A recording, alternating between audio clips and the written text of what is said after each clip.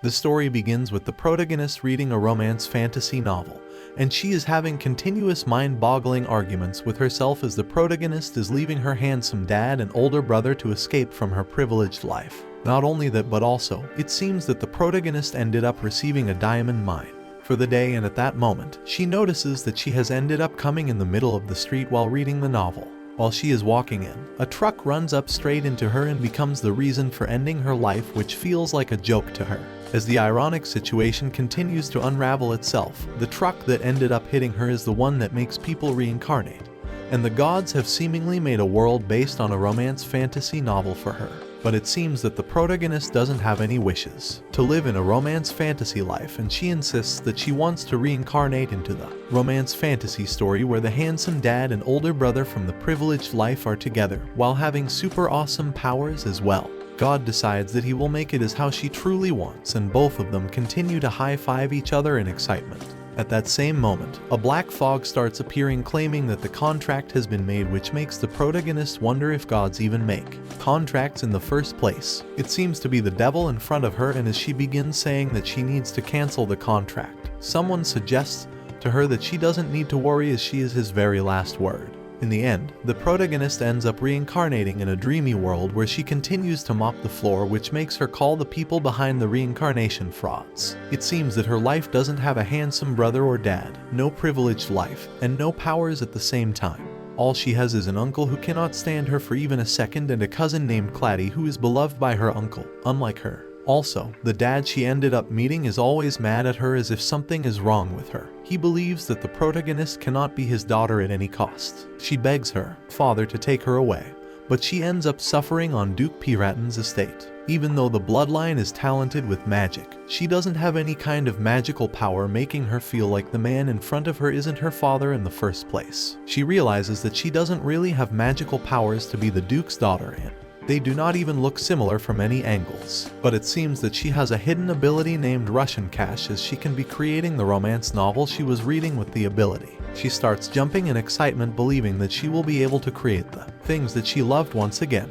But life isn't that easy, as she will be needing to complete quests to earn the cash, and the tasks are weirder than ever, as the task is calling her to kiss the cheek of her father. When she learns that the majestic being will be taking away her life, she ends up kissing on the Duke's cheek while fearing for her life, thinking that her father will be the one finishing her off this time. She ends up gaining 1,000 cash as a reward and is supposed to draw tickets for that, which begins to fill her life with various men trying to take care of her, and some despise her, making her wonder if she will be able to enjoy her delightful reincarnated life. As the protagonist continues to brush the floor, she demands to know where are the things she demanded to have, and thinks that she must have no need to reincarnate back then. But as she gets on with leaving her work for a second, she gets called lazy, just like her mother, and even gets beaten at the same time while her bucket gets kicked in. The perpetrator of the incident is none other than her uncle, who cannot stand her even for a second, and he angrily demands her not to be pretending to be his niece. He insists that she will be calling him Marquis, claiming that her behavior is the only reason why her father ended up abandoning her in the first place. Instead of backing up, he insists that she must not even be the real daughter of the Duke, which makes the protagonist regret being born in this strange world. The moment she was reborn, she saw the gorgeous and beautiful house, making her realize that she was born into a good family. But survival wasn't the biggest issue in this life. Feeling like a dream, there was love to receive, hoping that she will be getting ending like the heroines usually do in the novels. She was quite excited, but it was all trashed. Soon her cousin Clady comes in, calling her father, making her realize that she must be the one who is going to be the heroine in this world. The protagonist realizes that she isn't the one who is about to become the main character in this world for sure. When her uncle calls in his child, Clayt demands that there is no way he should be bullying a child like the protagonist while making an angry face. The Marquis insists that she must be a good girl, as she is always worried about the children, as it is her birthday soon.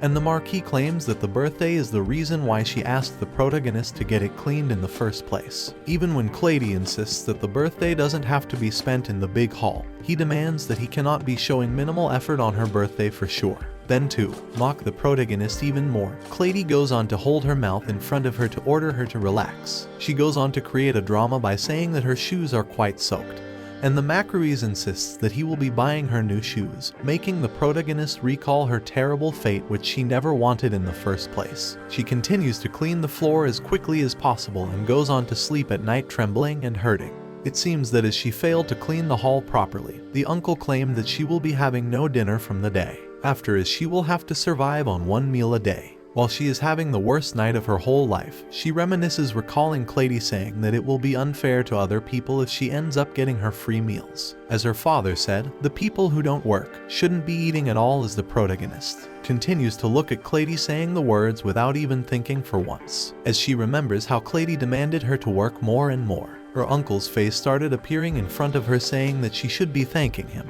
as her father left and irresponsibly refused to provide money for her, so he doesn't want to take care of her as well. Everyone just brags, talking about the cost of her food, saying does she even know how much she eats in the first place. Her uncle also added that he wanted to test if she can really be her father's daughter, as she cannot even use dark energy, meaning that she has finally been abandoned by everyone. She realizes that the evil granting the contract took away a father and a brother and also the family that she always wanted, making her think that she can be having it. Even though her life is unfair, she thinks that she cannot be weak, making her mind say that she cannot just die like that, as she needs to survive in the 0-point world. Then Clady's birthday surely comes soon, and people continue to praise her for being so beautiful and gorgeous at such an age. Everyone discusses how much the Marquis loves his daughter so much that he decided to give her an expensive birthday dress that she wore on the birthday, as if the dress costs as the price of the mansion. While people continue to talk about luxurious dresses and money, the protagonist stands away from them, watching what they are doing. As she enters the hallway, something falls down on the ground from Clady, and she starts demanding the protagonist to wipe from the floor. She realizes that none of the maids care what she is doing, as they are already ordered by the Marquis, and seeing her not working gets the Marquis worked up once again. The protagonist starts wiping Clady's shoes while crying, fearing that she will be whipped once again, reminiscing to ask herself if her memory was wrong from the beginning. But at that moment, the Duke enters the room, claiming that his daughter isn't blonde, carrying a lovely aura around her. The uncle gets scared and frustrated after seeing Duke Ferratin all of a sudden, and the protagonist is kind of surprised to see such a human with hair combined with a darkness deeper than the abyss. Not only that, but also, he has eyes redder than pure pigeon blood, as if his details are surely described in a novel. It seems that she now realizes why the Duke decided to leave her, as nothing between them really matches truly. When the Duke continues to enter the room, both of them start to bicker as if something has gone wrong. The Duke gets mad at the Marquis for almost calling him too idle, and the Marquis is quite surprised and nervous that the Duke ended up coming too soon without making any contact with him. All of a sudden, he notices the protagonist sitting down on the ground, which makes him ask what is wrong with her, as she is looking at him weirdly like a rat. The Marquis claims that she is working at the house as a servant, and the Duke questions him that it must not be the Princess of Ferratin to make a joke out of it. The protagonist realizes that he wouldn't be happy to know that she is his daughter for sure if he can be acting like that. But even after that, she ends up gathering the courage to ask the Duke if he can take her with him, adding the fact that, because of not bathing for a long time, she looks such way, as she isn't even allowed to take a bath. She adds that she is good at cooking and cleaning, so she will be paying for the meal, and continues from there, only to end up crying and saying that she just wants to go back home in that instant. Then when he claims that she is full of spirit, she adds that he is her dad, just as the Marquis is to Clady and he is to her. After listening to her for a while, the Duke decides to carry her by holding her dress without speaking anything and warning the maids and butlers to go back. The protagonist is gasping in excitement and shock as she is escaping the palace of the Marquis. While the Duke continues to walk in front of the path, he suggests the protagonist close her eyes, as he does something that ends up ripping the clothes and makes Clady look like a girl wearing old and rugged clothes. The protagonist realizes that it must have been done by the Duke after all, and she doesn't understand why the Marquis is standing still even after that. Then after a while, when the protagonist wakes up in the morning, the maid inside her room asks if she had been coughing at night while greeting her. She thinks that she still doesn't get any kind of expression, as it has already been 10 days since the Duke came to her. Surprisingly, when she stands on the ground, she notices that her feet don't hurt anymore, as her health recovered quite quickly. She feels like she is now better than the time when she got sick, and even though she doesn't expect the Duke to come and see her regularly, she thinks of the day when she confronted him at once. She is feeling like she is in a magical world where no one beats her and she doesn't have to starve. She feels like her first task to think of is to figure out what kind of man the Duke truly is. She thinks of the ideas of justice, guardian, and peace, but none of them adds up to his character, making her feel like she is thinking of some kind of villain in the first place. She thinks that there must be two main villains to defeat, and one of them is her uncle, the Marquis, and the next one is the Duke, who doesn't seem like a villain now as if he is on the number 2. The protagonist feels like she is now successful and realizes that none of the things that were spoken by God feels right to her anymore, as nothing like that happened.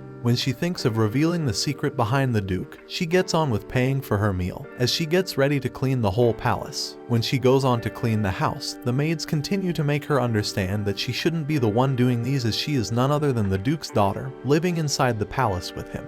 But the protagonist thinks otherwise, as she thinks that if she is the youngest in the house, gladly accepted, she would have been inside the palace a long time ago. But that didn't happen, as she was surely abandoned by her father. Soon the Duke comes in asking what is happening, which makes her wonder why he must be coming in so early. As she continues to clean the house, he couldn't help but wonder who must have told her to do that, which makes her remark that she is doing as she promised. She would be paying for her own meal.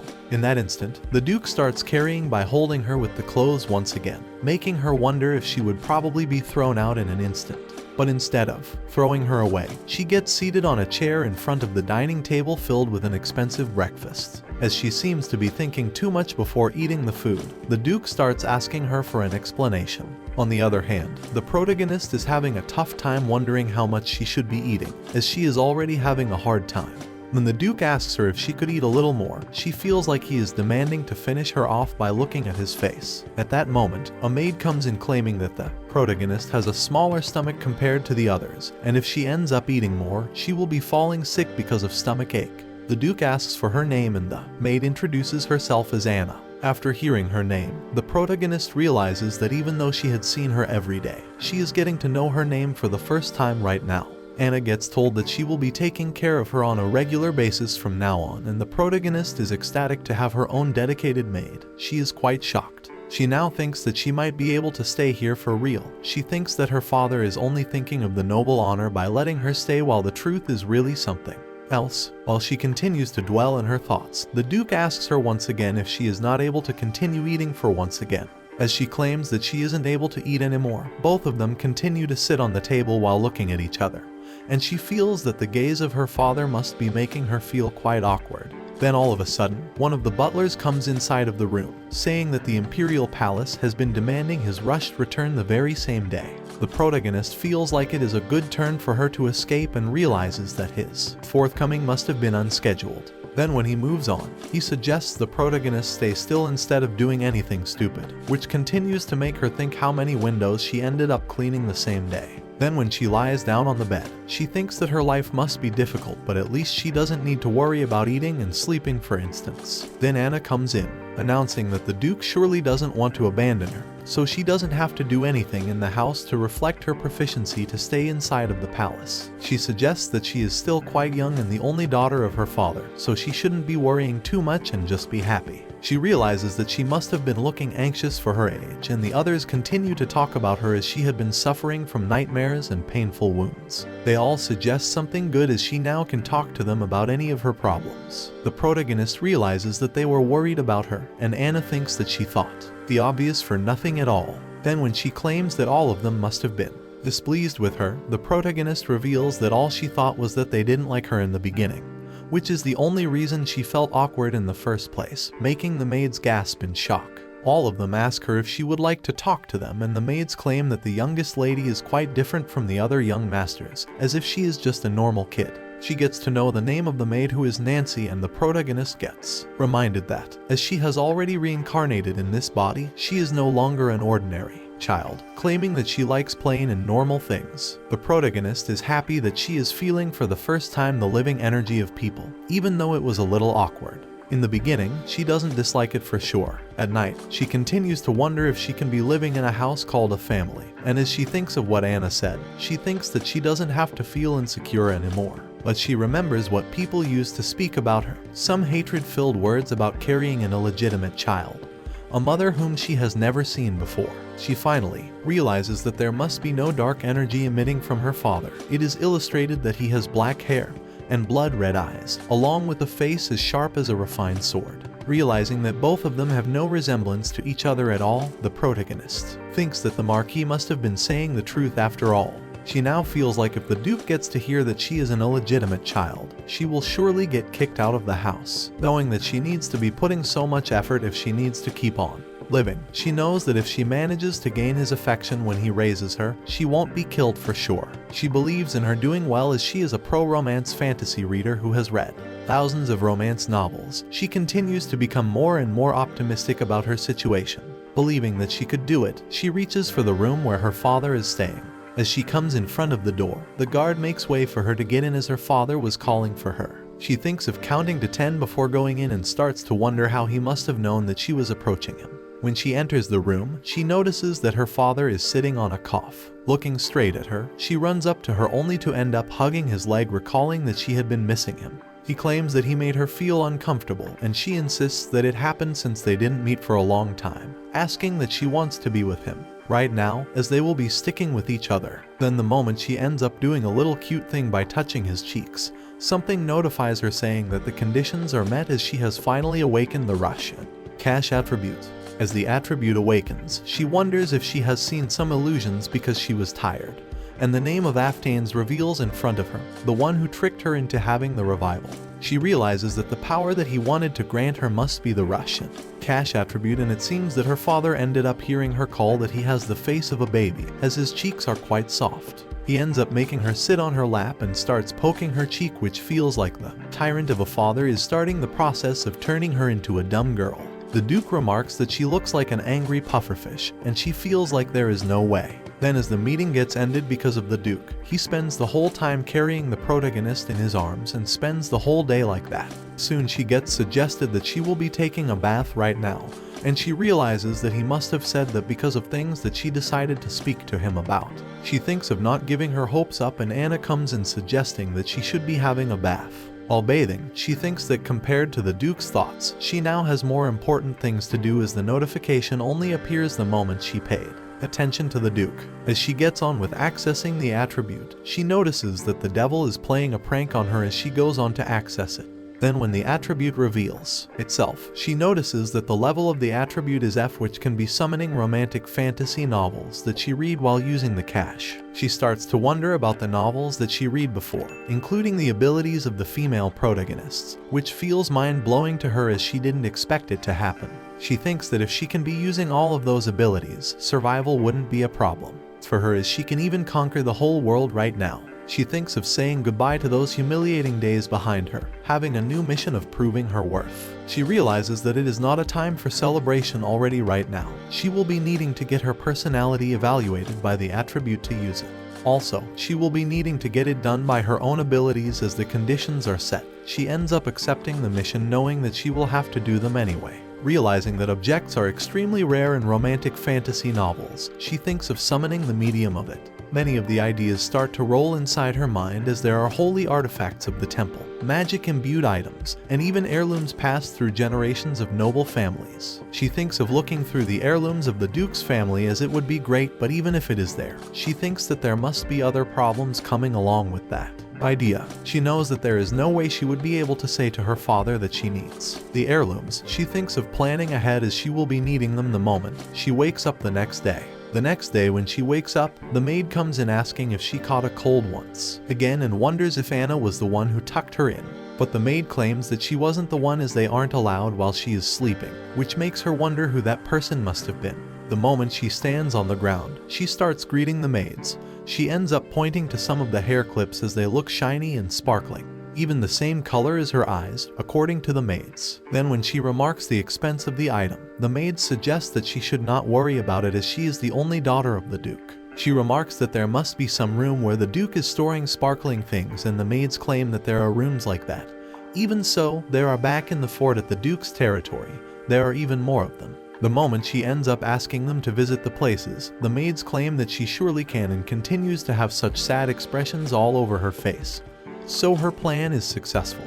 Nancy ends up hugging her in sadness, as she is such a small child worrying about these things, and the protagonist pats her back suggesting that she is fine. And the reason behind her well-being is that she has sisters, the maids, worrying about her in the first place. All of the maids rush to her as she thinks of all of them as someone close to her, and she feels like she is experiencing something like this for the first time in her life. Also, now it doesn't even feel that bad. Changes into it feels very pleasant to her. After a while, as it is supposed to be the first time the little miss is about to get into the Duke's residence, all of them think of exploring inside the holy sanctuary. The maids claim that compared to the Duke, the treasure room of the Marquis is nothing special, and as she is the only daughter of the Duke, she surely has the permission to enter and exit the place anytime she wants. But the permission must be granted by the Duke. She feels that it will be okay as she will have to confirm if there are summoning artifacts among the treasures, and she soon gets invited to breakfast by the Duke, which feels like a sudden thing to do for her.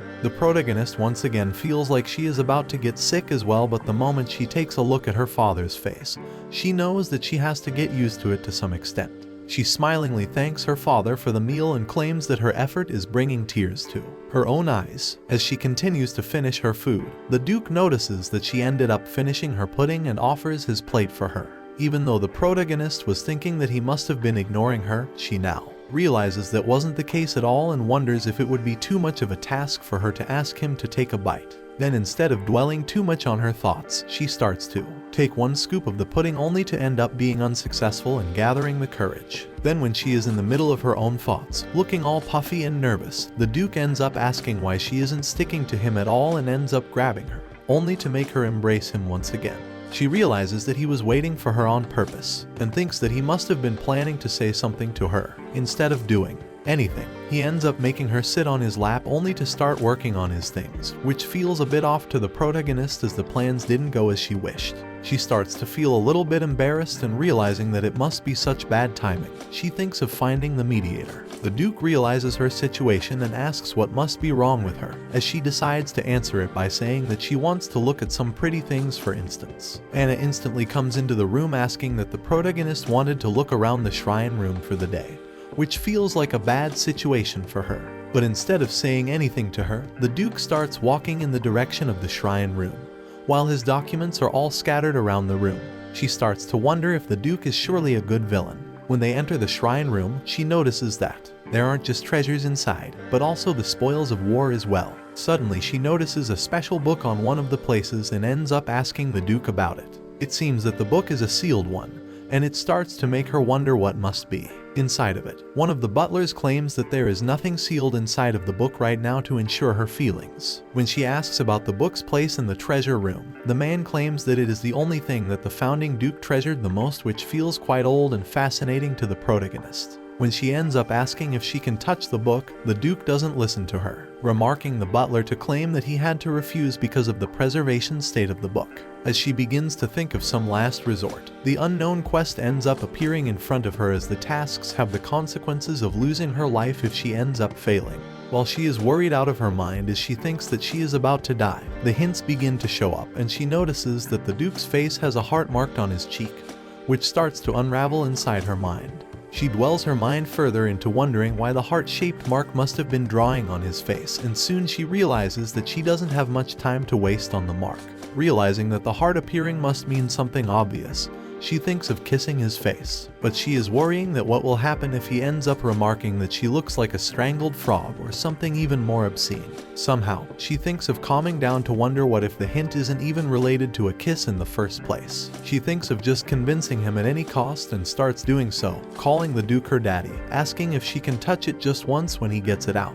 She insists, saying that she is feeling bad that no one got to read the book for 100 years, as she thinks of petting the book carefully so it doesn't hurt, while revealing her puppy eyes in front of him. The moment she ends up feeling his hand moving, she fears if he is about to crush her to death or not for not listening to him. Even so, she notices that more of the hints are now appearing for her, calling her to kiss his face. Understanding that it must be her only way to deal with the situation, she takes her hand to approach him, proclaiming that she will give up persuading him, no matter what happens. When she asks for him, he doesn't know what is about to happen, thinking that it will be better for him if he doesn't know what she is going to do. She gets close to her father and gets up close to his shoulder, thinking that she will make it, and she ends up placing a kiss on his face at that moment. The Duke is quite shocked and embarrassed for not realizing what was about to happen, and all of the guards around him are quite shocked, wondering how it could even be possible in the first place. The protagonist notices that the Duke's expressions are quite handsome, and while she was expecting for him to say something,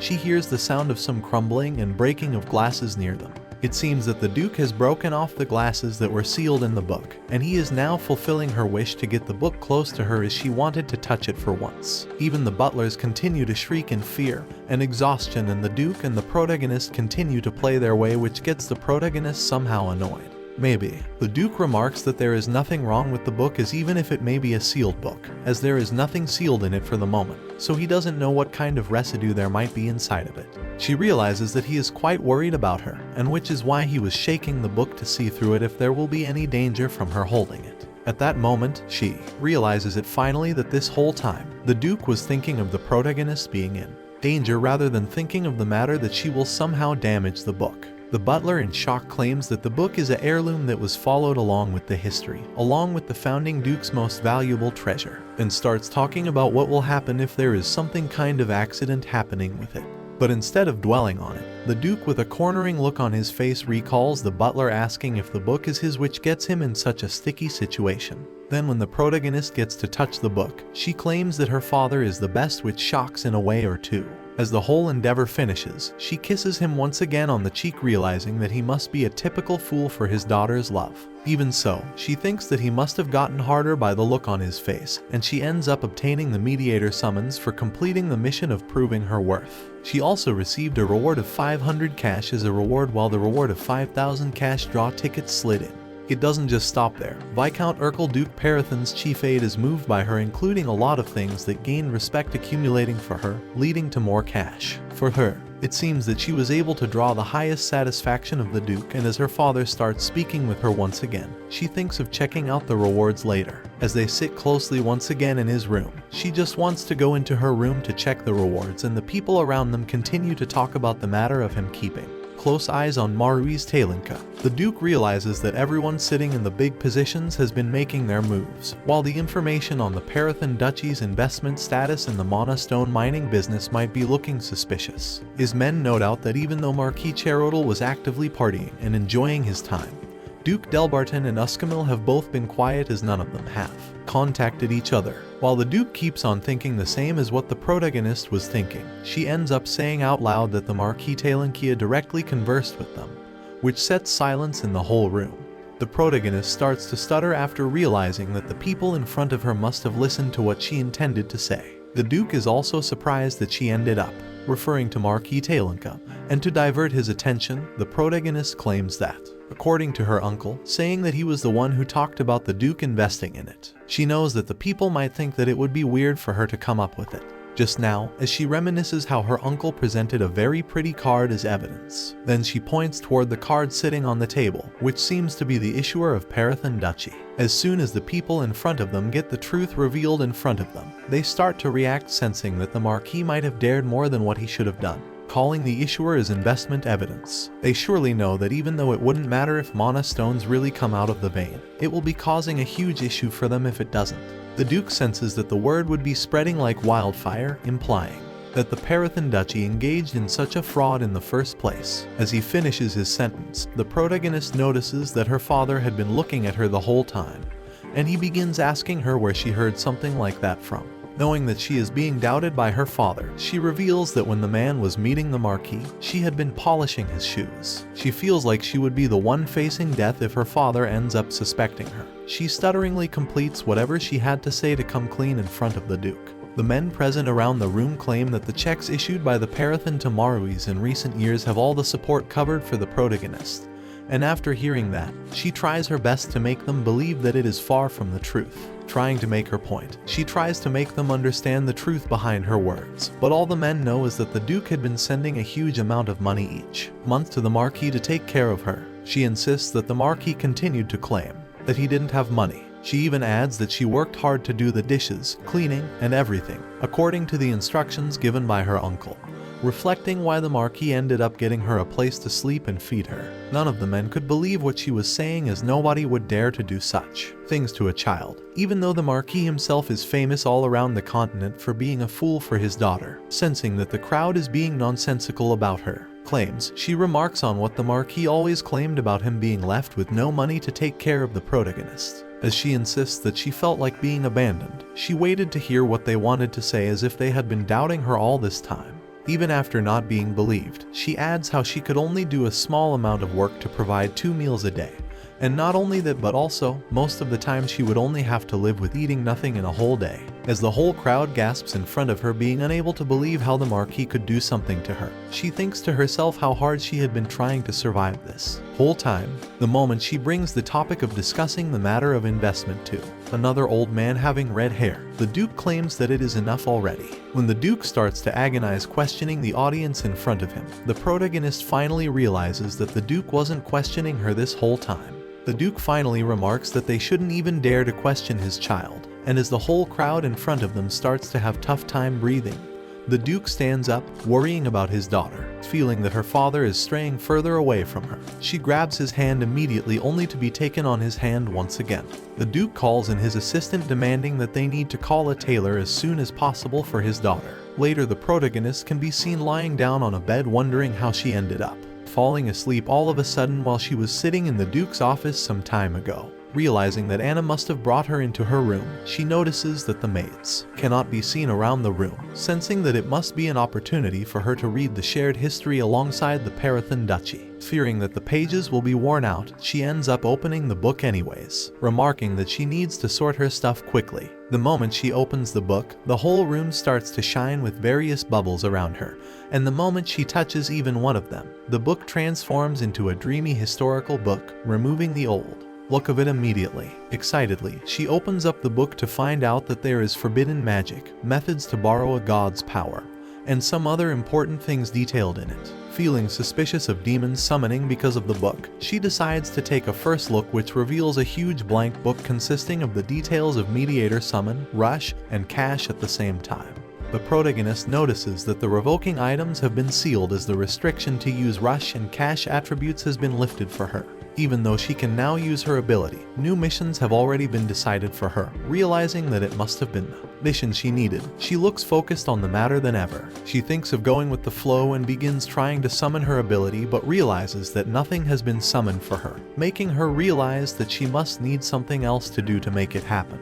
At that moment, she begins to summon someone endowed with the cold bloodline, wondering if the person can show up right in front of her now to get her the chance to use all his strength to defeat her enemies. But her ability doesn't work once again, making her embarrassed of the situation. She doesn't think of losing her hope and makes up her mind to escape from death by using the gold coins that she has reserved for her. The system rejects her, stating that she is surely short of cache memory and disappointed of the situation. The protagonist sees some hope as the system reveals that she has a chance to win 5,000 data units. Thinking of getting a shot at the winning chance, she notices that she has a successful attempt and ends up becoming successful, even though she was thinking that she might be losing to the fraud evil god once again. But no, she is right once again. She wins 100 data units instead of 5,000, feeling that history is repeating itself by making her greedy. Noticing that she barely has any coins to summon any romance novel, she decides to check up on the unopened messages inside her inventory. In the end, she realizes that the cache memory stuff is way harder than she had expected, so she decides to keep the memory cache for a rainy day first. Suddenly, Anna walks into her room, apologizing for being absent at the time she woke up, and reveals that everyone was surprised to see that she was sleeping on the Duke's lap all of a sudden.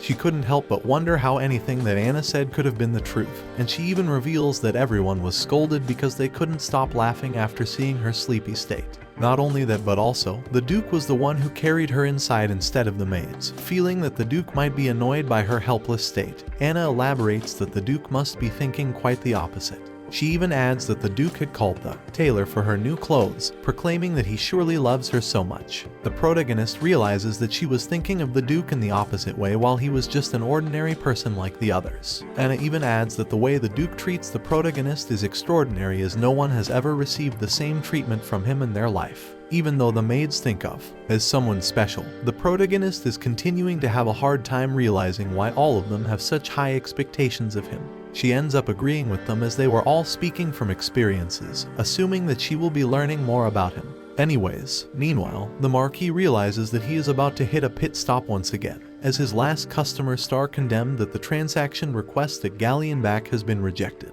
He despises the Duke so much that because of him, he was never able to become that successful, as all of his preparations get stranded in the ruins all the time. He senses that there might be some chances, as the Duke Parathin must have found out that he lied about the investment from the beginning. Fearing that if the news ends up reaching his father's ears, he commands his assistant not to let the news reach him, feeling that he has to think of something to save the situation, commanding his men to call Clady in an instant.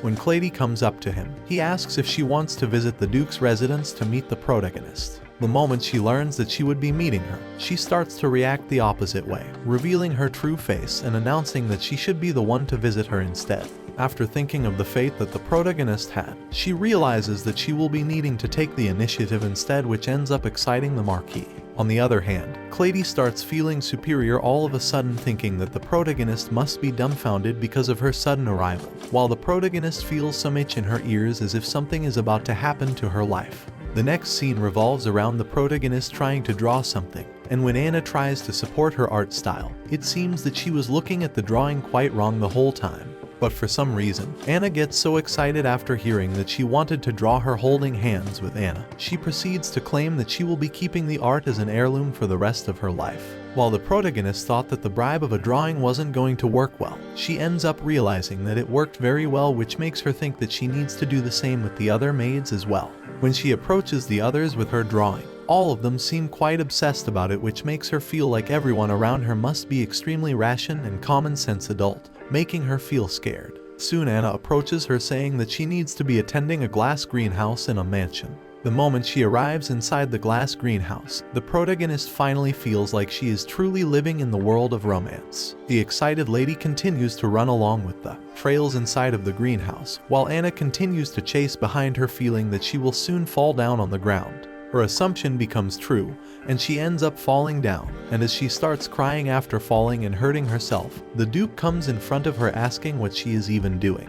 When the Duke gets annoyed by her making mistakes, Anna comes in saying that it is quite normal for the children to fall down, but he still insists that she must be weak. Even so, when she asks for her father to carry her, his demeanor changes in an instant and goes on to help her. The wish of the protagonist wanting to see through the glass greenhouse stays as a wish, as the Duke notices that she has hurt herself quite badly. As they get home, the Duke gets concerned of her state, and Anna tries her best to make him realize that she will be fine.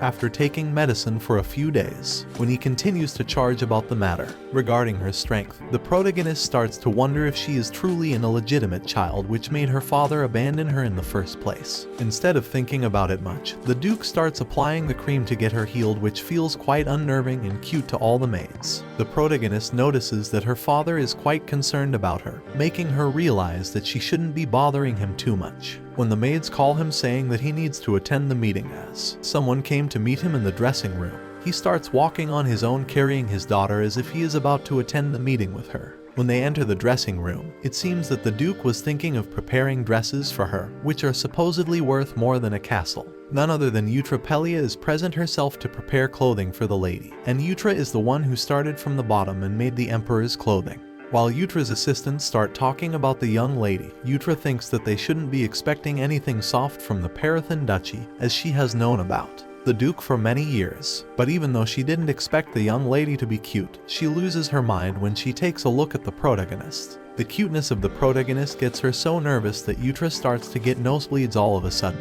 feeling that the protagonist must be perfect. When she was about to praise the young lady for her cuteness, Eutra notices the wolf-like glance coming from the Duke, which gets her to rearrange herself.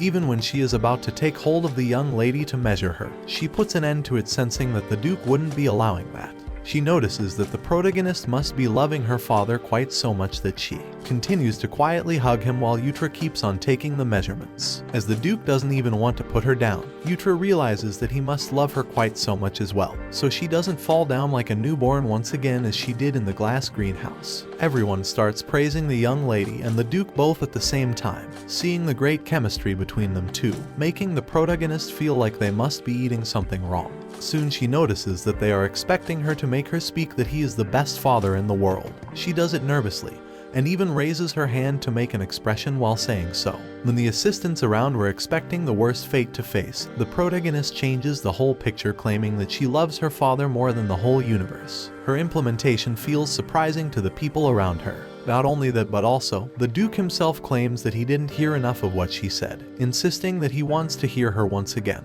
As the Duke is flattered by his daughter, others around him continue to praise him for getting so much love from his daughter, which feels quite ironic, and cringes at them as if she could see through them.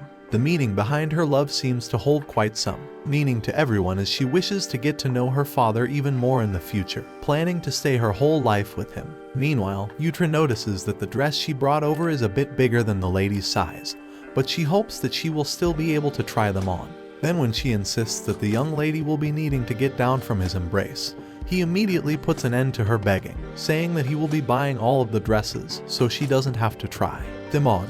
He even adds that she can fix all of the dresses according to her size, which makes Yutra realize that she must have earned a fortune in the same place in a single day. But in the end, the Duke sets a condition of making the sleeves just the right size, or directs her to cut them short, as he doesn't want his daughter to wear clothes that will continue to hide her hands. All of her sayings make her feel like, even though he isn't her real father, he seems to be a good person, fulfilling and taking care of her wishes. On the other hand, Clady has arrived at the Duke's edifice, and she is quite mesmerized to see the place, as rumors claim that the edifice of Duke Paraton is very splendid, being higher than even the Dark Tower, which is nothing but utter truth. When she enters the mansion, the butler claims that he didn't receive any news that she would be coming over to visit them, and starts acting unwelcoming to her. When she asks if she has to obey that much, the steward remarks that she will have to observe the greeting etiquette the next time for sure, as she wouldn't be allowed to enter the edifice the next time. While running inside the edifice, she comes up to the huge picture of the Duke and starts wondering how can someone be so perfect, hoping to kick out his father from the picture. She thinks that despite the Duke not being her father, nobody would be able to resist her as if she were from this family. He is supposed to adore him like his daughter. She continuously starts to dream that only she will be able to approach him, as if she is the one who can be appeasing his loneliness, hoping that the protagonist will never be able to complete him. Hoping for the worst for the protagonist, she soon enters the room where the protagonist is sitting, dressed up like a doll, which makes her wonder why she must have that hair color. Clady feels as if she is seeing a whole different person in front of her, not being able to contemplate the person standing in front of her. After seeing Clady, the protagonist starts taking small sips from the teacup, making her wonder if she is the one looking down on her all of a sudden. Clady remarks that the protagonist must be the shameless one, which ends up forcing the lady to open up to her, intending to call her an uninvited guest. Clate proudly remarks that the protagonist was the one who was looking forward to seeing her, while remarking that she must be the impudent rascal in this whole place. She even makes remarks saying that she isn't the daughter of the Duke, adding that her father was the one who said it, reminding her of the worst memories possible. As Clady begins to berate her in the worst way possible, commenting on her behavior, and saying that she is the one who should be having some sense of guilt, the protagonist receives a new mission. The mission insists that she should be uprooting the potato, making her wonder if there was surely such a comment in her previous life. Realizing that she couldn't miss out on winning some rewards, the protagonist starts looking forward to the mission, sensing that she should only care about earning more coins from now on. Clady keeps on calling her out. At that moment, the protagonist suddenly starts raising her voice against her, making her feel the worst fear possible, as she has never thought that someone like the protagonist would be raising her voice against her. It seems that the protagonist has taken the power of the soda bombing female leads, and she starts reaching a whole new level of mocking Clady, finding no words to attack the young lady. Clady claims that her father has been nice to her because he is full of pity for her, making her realize that she is quite jealous of her dresses. Clade goes on to claim that according to her father, she is the person who would take someone's kindness for granted, seemingly possible that she still doesn't get what her father said. Halty even warns her that the Duke would be kicking her out of the mansion, and at that moment, the protagonist gets ready to prove her wrong, calling her the small lady of the Tarinka family, remarking that her place is on such a higher level as she is the princess of the Parathan family. The Marquis's daughter starts to grit her teeth, and it makes the protagonist take hold of the situation even more. She insists that she should be calling her the princess instead. Instead of listening to her, Clayt brings up the topic of the lady's mother, calling her the child of the adulterine of her shameless mother. Not fearing and being mad at the situation, the protagonist asks if she could take responsibility for the things that she said.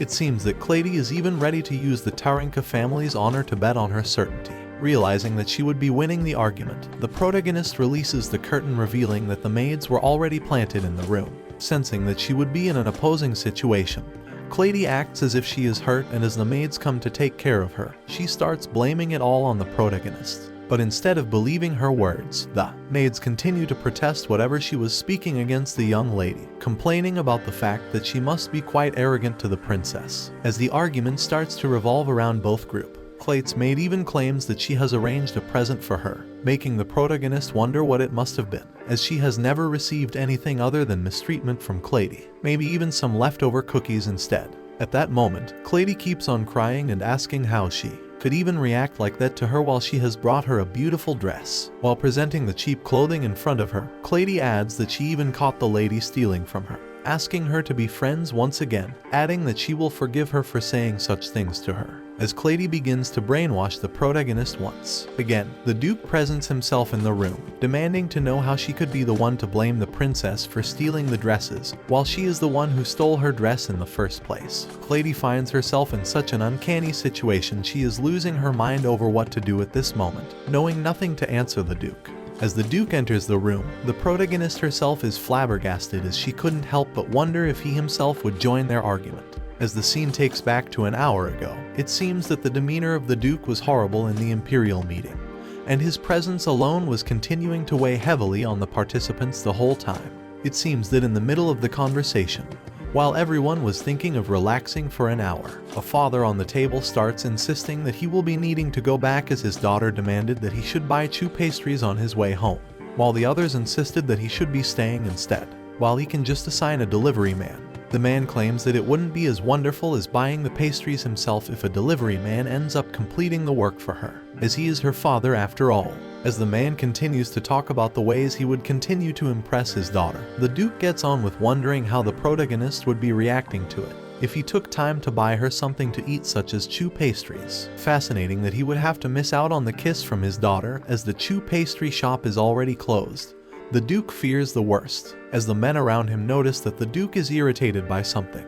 They think that the Duke must be mad because of the silly things they were discussing. The Viscount begins saying that they must go back to the meeting in an instant. The Duke ends up calling for Viscount Teku, asking him about the bakery and its location, which starts to get them goosebumps as they fear the worst. Viscount Teku thinks that there is no way the Duke is seriously asking about the bakery, as he must have been mad at him for discussing such nonsense on the table. He thinks that the Duke must have been threatening him, feeling so frightened by his presence, but instead of being fearful of the situation, the man terrifyingly claims that there is no way he must have been interested in it. While everyone else around them is annoyed for the bullshit he spoke in a cool mind, the Duke punches on the table, making him realize that he has made a mistake by saying those things. When they are about to begin the meeting once again, the private assistant of the Duke comes in to say something to him whisperingly, which gets his eyes so big that he ends up leaving the room instead of saying something. The Duke gets called from behind by the Viscounts and insisting that he needs to leave the meeting urgently. He starts leaving without listening to them. When they continue to brag about working immediately, the Duke shuns the man and leaves the room instead of thinking twice about the situation as he shuts the door on the way. The last time when the Duke left the room was the time when he heard that the protagonist was cleaning the windows. Also, the main reason for him to be absent from the meeting is that he never wanted the little lady to feel that she is alone in the mansion. But today, the reason he decided to leave such an important meeting is that the lady from the Tarinka ended up coming to see the small lady, as if there must be something behind her intentions. While the Duke puts on his horrifying face to face the problem his daughter is seeing in front of her right now, his assistant starts to wonder how come the Duke is always mad when it comes to his daughter being in trouble. On the other hand, the Duke didn't care much of the matter that the Marquis was taking advantage of his reputation to get money by fraud, but when it came to his daughter, he is something else. He realizes that the Duke's family must be something else. In other words, they really do not need to socialize with just anyone around him, which goes all same for all of the heirs of the family. When the Duke ends up hearing the assistant speak his mind loud, the Duke remarks that it is his duty to protect his daughter until he comes of age. As he remarks the same thing once again, the Duke gets annoyed as if the assistant was saying some silly things once in a while. Noticing that the Duke isn't that pleased about the situation, the assistant asks for forgiveness, forcing the Duke to remark that he is still curious about the little lady to a great extent. He goes on to remark that the moment he sees his daughter, his whole body would have small reactions, which feels like the curse of taking advantage of the bloodline to the assistant. The Duke claims that he starts to feel like there is burning inside his chest, as if there were bees buzzing around in his chest. The assistant realizes it quite simply as it must be his love for his daughter, while mentioning the honor of the empire, while he describes the uncanniest way how he wants to do everything in his grasp for his daughter. The assistant realizes that he must be either a legend or just a stupid father, who will one day realize what kind of symptoms that he is now talking about right now. Clady starts to wonder why the Duke must be finishing his meeting so early, but ends up changing the topic by thinking that jumping into his arms will be changing the matter at hand. Instead of being fascinated by her presence, the Duke asks the maids why they would have let Clade enter the mansion, as if she isn't worthy in the first place. Clady understands that he surely is despising her, as she notices that the Duke already took the protagonist in his arms lovingly. Clady doesn't understand why he would be acting so lovingly with his illegitimate child, thinking that it must be some kind of misunderstanding that it wouldn't even matter in the end. She thinks that the protagonist must have spoken ill about her in front of the Duke, and to divert the situation in her favor, she starts holding his pants, asking if he hates her or not. She doesn't just stop there, she ends up claiming that if he hates her, she would end up forgiving him as he had been cheated. When the Duke is astonished by the word cheating, she adds that she wants to apologize to her cousin, asking if he would be forgiving his daughter for the things that she had done. When she is asked to elaborate on the matter, Clady adds that the protagonist lied to her about her stealing dresses in the first place, making the whole story up. The protagonist continues to feel envy of Clady, and Clady remarks that she understands the matter as she was dying so much for his love that she ended up telling a white lie instead. Hearing about the matter, the protagonist feels sorry for her as she thinks that Clady never got to hear the things that she heard in her life. Instead of supporting the things that Clady said, the Duke starts protesting, demanding to know how dare she is to say those things about his daughter to him. He asks Clady about the dress that he had seen, which makes Clady more nervous than ever. It seems that the dress that she is wearing right now is the one that he bought for the protagonist, so he demands to ask her why she would be the one wearing it right now. The whole endeavor makes the protagonist realize that, the day when she met the Duke, he must not have been full of pity for her, but instead, he was talking about her appearance at the event. The protagonist couldn't help but wonder about the things that are happening in front of her, so she continues to look at the Duke astonishingly. Clade doesn't realize what is happening, so she starts protesting on the matter, demanding otherwise, claiming that her father was the one who bought it on her birthday. Then when it comes to every year Marquis Tarnica surprising his daughter with a new dress on her birthday, it all must have been purchased by the Duke instead. Clady keeps on demanding that it is her dress, and the Duke says otherwise, shaming her father, insisting that the dress that she is wearing was surely bought by him.